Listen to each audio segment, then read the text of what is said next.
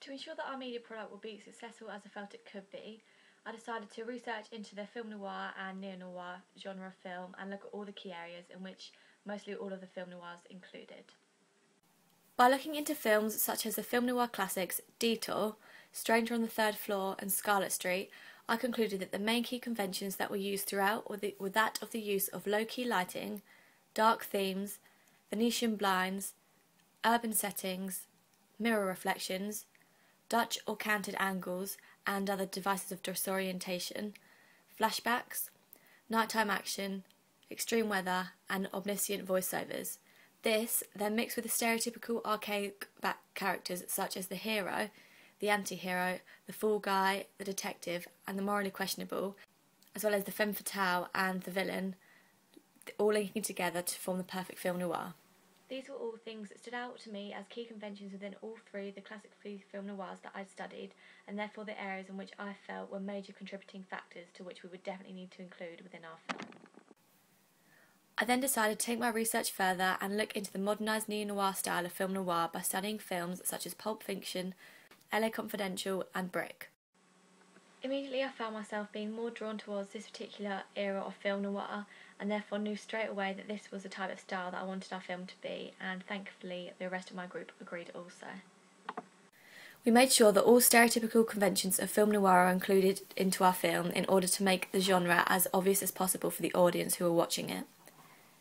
We used the convention of low-key lighting in the scene in which involves Scarlett and her father as they stand in front of a set of Venetian blinds in a two-shot, and natural lighting then shines through the blinds, creating a deep shadow effect on half of Scarlett's face as we see her in a close-up my business? Trust me, you don't want to know my business! Dark themes were incorporated into our film by the use of the murder at the final scene, in which we see Scarlett stab her own father. We took this idea of subverting the stereotypical characterisation of a femme fatale, of her being seductive and innocent, and adding an edge to her to make her seem darker and more corrupt as she kills her own father. And we took the idea of subverting the stereotypical characterisation of a femme fatale being seductive and innocent and made her appear to be more darker and more corrupt as she kills her own father, from that of the role of the femme fatale Laura in the 2005 neo-noir thriller Brick, in which it becomes apparent that she is also responsible for deaths. We use Venetian blinds in many different occasions within our film. We use them firstly at the beginning of the film as the credits appear, in the shot in which shows a low-angle medium shot of Scarlett texting Jake as the blue Venetian blinds are positioned behind her. We also use them in the shot in which is a point of view from Jake's perspective, in which he looks through the window of Scarlett's house and sees both her and her father arguing. The use of Venetian blinds we took from films such as Detour and LA Confidential also. The convention of urban settings was reflected within the school that we used within our film. The use of the somewhat downtrodden and tired-looking decor made the school the perfect urban location for the opening credits, and also the scene in which Dom pushes Jake up against the lockers. Hey mate, what have you been doing? Get off him! It's not his fault. Yeah, I know, it's yours. Yes, for my help. We liked the idea of using the rundown school, as we felt that not only did it reflect the idea of a stereotypical urban setting, but also linked back to a location in the neo-noir Brick, in which we see as one of the key locations within the film throughout. Mirror reflections were used in the pub scene in which Scarlett and Jake exchange conversation. As Scarlett walks out of the pub in a medium close-up shot, we see a panning motion follow Jake as he slowly turns towards the window and looks out, as he sees Scarlett getting into a mysterious-looking white car.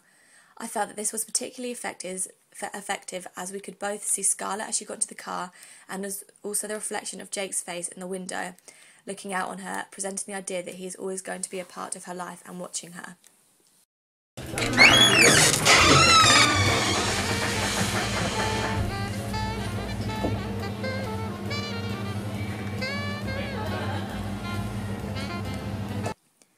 We used a Dutch and canted angle in the scene in which it's finally revealed that Scarlett's father was the man who murdered Jake's dad. We used the angle just as the truth is revealed, as we felt it provoked a sense of emotion within the audience that helped them better understand the emotion of panic and complete shock that Jake was feeling at that very moment in time. We used many different flashbacks throughout the film in order to help the audience get a better understanding of the storyline. We also used them as part of an enigma code in which would help the audience piece together what was to come as the film reached its climax. Nighttime action was used in various different places and points within our film. We used it in the very opening scene where we see the main protagonist of Jake at his father's gravestone. We did this as we felt it made Jake seem more vulnerable due to him being alone and secluded away from everyone and society itself, which also reflected his inner emotions. I found him on the 16th of February. He wasn't moving, just lying there. I didn't know what to do, so I just stood there helpless. I never really saw him much. We were always at work and business meetings. We also used it in the final murder scene at Scarlett's house. We did this as we felt the darkness disorientated the audience as they could not fully see what was happening around them, and this leaving the audience to try and figure out who was in the house and what their intentions are. We also challenged the convention of extreme weather as we felt it was an unnecessary factor and would also be more challenging for us to complete and make look good, as the weather in our area that we were filming in was unreliable, in which we felt would therefore take us longer to complete our project and film, as we would be waiting for a particular weather in order to complete a film, which would take a lot longer process and not help us get it done as quick. So therefore we decided against this altogether. We used 2 different voiceovers in our film, the first one being at the very beginning, in which we see Jake setting the plotline for our film and also introducing himself as the main protagonist. I found him on the 16th of February. He wasn't moving, just lying there. I didn't know what to do, so I just stood there helpless. I never really saw him much. We were always at work and business meetings. And if he wasn't there, he was on the phone. I still loved him. He was my dad. I just don't understand why he would do it, why he would kill himself. He had everything. He had me. Police can't find any evidence that he was murdered. Someone did this to him, and I want to find out who. And then we used another one later on in the film when the murderer is revealed and Jake walks away on his own and speaks a thought aloud. I felt that the use of these were particularly effective, as not only did they better help the audience to understand the character of Jake, but also helped to provoke emotion within them, as he seemed to be more vulnerable and secluded away from everybody else and very much on his own.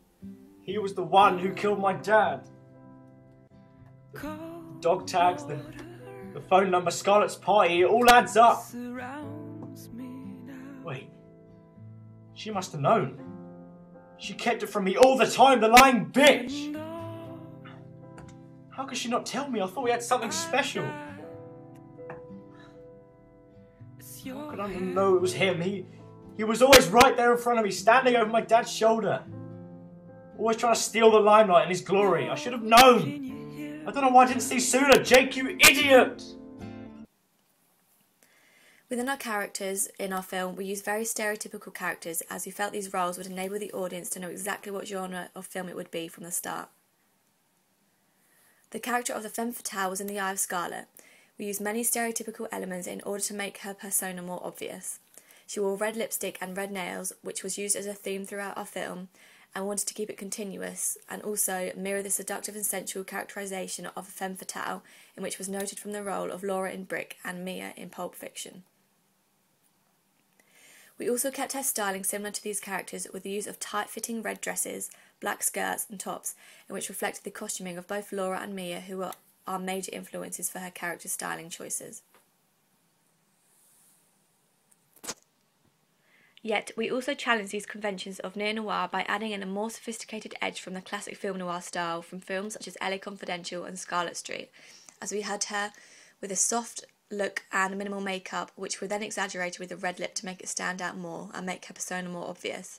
We then mixed this with softly waved hair that fell around her shoulders neatly, which exactly mimicked that of the style of the femme fatale Lynn Bracken from LA Confidential. As well as this, we challenged the stereotypical look of the femme fatale from a film noir by having Scarlett wear a hard black leather jacket and dogtooth printed ballet pumps to add a more dominant and hard side to her persona, which also reflected the idea of her split personality, which was innocence versus danger. The main protagonist, Jake, played the role of the stereotypical fool guy, in which he was seen as a typical unpopular kid within high school who liked his own company and wasn't fazed by his loneliness. Yet contrasting this, he played the role of the detective also, as he was the character who was the one doing the researching and delving deeper in order to find out who killed his father, much like the main protagonist that we found of Brendan in the neo-noir film Brick. We also dressed Jake similar to that of Brendan in the sense that he was majorly in a casual attire and wearing dull and earthy colours, presenting the idea of him wanting to blend into the background and go about his business with no one to set him off track. And finally, the villain came in form of Scarlett's dad, who was a 40-year-old businessman who had a hard exterior and included all key elements in which forms a film noir villain with his business-minded ways, heartless chats with Scarlett, and the wearing of dark colours throughout, representing him as a danger from beginning to end. This much echoing that of the villain Dudley in LA Confidential, who is seen as the head of the office businessman who will do anything to be on top. Overall, I feel that as a group we managed to not only include the majority of stereotypical conventions of film noir and neo-noir, but also in some areas we subverted the genre and challenged these conventions in order to make it for a more interesting watch for the audience. This all I feel being down to the early research that I did surrounding the genre of neo-noir and film noir, and looking at it on all different aspects and elements.